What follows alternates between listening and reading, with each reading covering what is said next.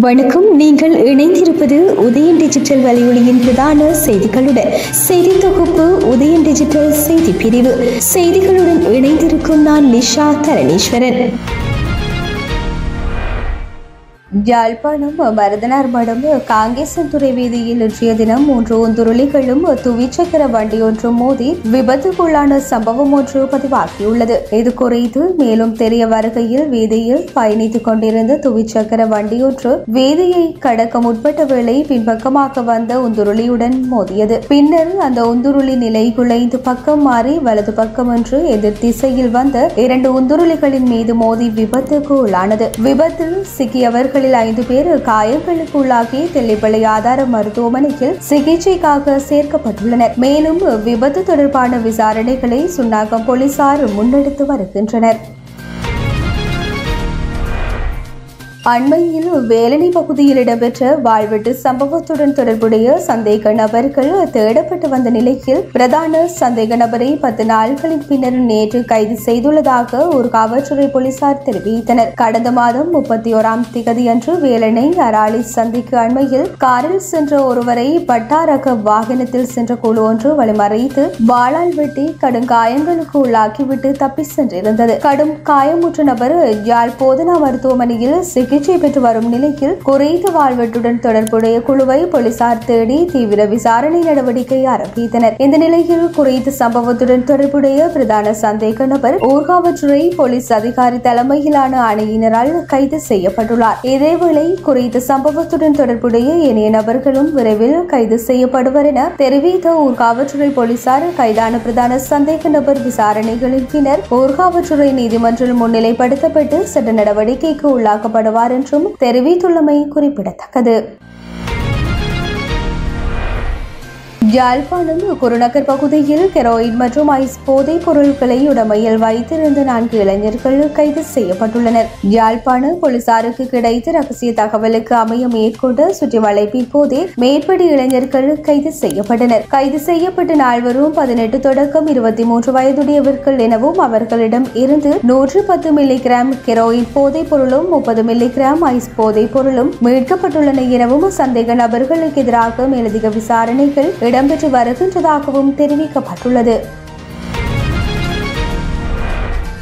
எல்ல வெள்ளவாய பிரதான வீதியில் அண்மையில் நடந்த விபத்துடன் தொடர்புடைய பேருந்தின் உரிமையாளர் போலீசாரால் கைது செய்யப்பட்டுள்ளார். கடந்த 4ஆம் திகதி இரவு எல்ல வெள்ளவாய வீதியின் 24வது மைல்கள் அருகே பேருந்து ஒன்று வீதியை விட்டு விலகி பள்ளத்தில் கவிழ்ந்ததில் 15 பேர் உயிரிழந்ததுடன் மேலும் 17 பேர் காயமடைந்தனர். விபத்தில் உயிரிழந்தவர்களில் 12 பேர் தங்காளி நகர சபை ஊழியர்கள் எனவும் மற்றொருவர் பேருந்து ஓட்டுநர் எனவும் தெரிவிக்கப்பட்டுள்ளது. விபத்துக்கு முன்னர் பேருந்து ஓட்டுநரும் ஏதேனும் போதைப் பொருட்களை உட்கொண்டாரா என்பது குறித்து விசாரணை நடைபெற்று வருகின்றமை குறிப்பிடத்தக்கது.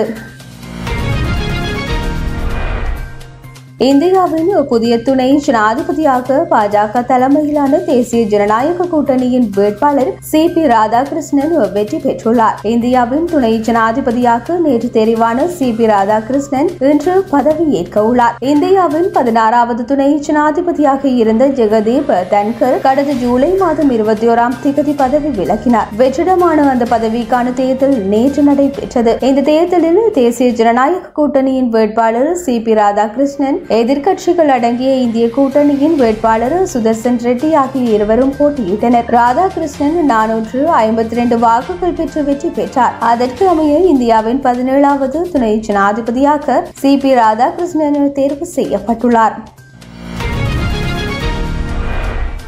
நேபாளத்தில் சமூக ஊடக தடைக்கு எதிராக வெடித்த போராட்டம் பெரும் வன்முறை மற்றும் அரசியல் குழப்பங்களுக்கு வழிவகுத்துள்ளது. இந்த வன்முறை சம்பவங்களில் முன்னாள் பிரதமர் ஜாலாநாத் கனலின் மனைவி போராட்டக்காரர்களால் உயிருடன் எரித்து கொலை செய்யப்பட்டுள்ளதாக சர்வதேச ஊடகங்கள் செய்தி வெளியிட்டுள்ளன. முன்னாள் பிரதமர் ஜாலாநாத் கனலின் இல்லத்திற்கு போராட்டக்காரர்கள் தீ வைத்தனர். அப்போது வீட்டிற்குள் இருந்து அவரது மனைவி ராபீர் லட்சுமி சித்ரகர் தீ காயங்களுடன் மீட்கப்பட்டு மருத்துவமனையில் சேர்க்கப்பட்ட நிலையில் சிகிச்சை பலனின்றி உயிரிழந்தார். சமூக ஊடக தடைக்கு எதிராக வெடித்த போராட்டம் ஊழல் எதிர்ப்பு இயக்கமாக மாறியது. இதன் விளைவாக பிரதமர் KV சர்மா ஒலி மற்றும் ஜனாதிபதி ராம் சரண் பவுடல் ஆகியோர் தங்கள் பதவிகளை ராஜினாமா செய்துள்ளனர். போராட்டக்காரர்கள் ஜனாதிபதி மற்றும் பிரதமர் இல்லங்கள், நாடாளுமன்ற கட்டிடம் மற்றும் முக்கிய அரசியல் தலைவர்களின் வீடுகளுக்கு தீ வைத்துள்ளனர். விமான நிலையம் அருகிலும் ஏற்பட்ட வன்முறை காரணமாக விமான சேவை நிறுத்தப்பட்டுள்ளது. இந்த சம்பவம் நேபாளத்தில் நிலவி வரும் கடுமையான அரசியல் மற்றும் சமூக பதற்றத்தை ஏற்படுத்தியுள்ளமை சுட்டிக்காட்டத்தக்கது. ஆசிய கிண்ண கிரிக்கெட் தொடருக்கான இலங்கை குழாமுடன் வனிந்து ஹசரங்க இணைய உள்ளதாக தகவல்கள் வெளியாகியுள்ளன. பங்களாதேஷ் அணியுடனான போட்டியின் போது ஏற்பட்ட உபாதை காரணமாக அவர் சிம்பாப்வே அணிக்கு எதிரான தொடரில் இருந்து வெளியேறியிருந்தார். இந்த நிலையில் வனிந்து ஹசரங்க தற்போது அணிக்கு திரும்புவதற்கான போதுமான உடற்தகுதியுடன் உள்ளதாக தெரிவிக்கப்பட்டுள்ளது. அவர் முழுமையாக குணமடையவில்லை என்றாலும் ஹசரங்கவின் இருப்பு என்பது இலங்கை அணிக்கு மிக முக்கியமானது. ஆசிய கிண்ண தொடரின் சனிக்கிழமை நடைபெறும் இலங்கை அணிக்கான முதலாவது போட்டியில் பங்களாதேஷ் அணியை எதிர்கொள்ளவுள்ளமை குறிப்பிடத்தக்கது. இத்துடன் உதயன் டிஜிட்டல் வலையொலியின் பிரதான செய்திகள் நிறைவடைகின்றன. தொடர்ந்தும் செய்திகளை உடனுக்குடன் அறிந்து கொள்ள எமது உதயன் டிஜிட்டல் வலையொலி பக்கத்துடன் இணைந்திருங்கள். வணக்கம்.